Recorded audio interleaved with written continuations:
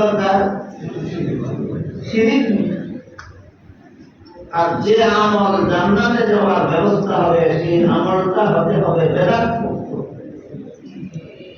শিরিক মুক্ত আমল এবং বেদাত মুক্ত শিরিক মুক্ত ঈমান এবং বেদাত মুক্ত আমল, এই দুইটাই হলো বান্দার জন্য জান্নাতে যাওয়ার একমাত্র রাস্তা।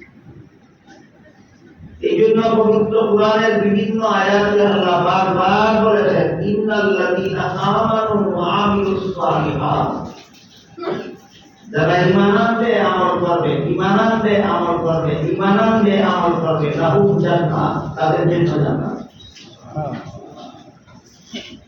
ঈমানওয়ালা আমলওয়ালাদের জন্য জান্নাত। বুঝে থাকে বলুন তো, কেমন ঈমানওয়ালা, শিরিক, কেমন আমলওয়ালা?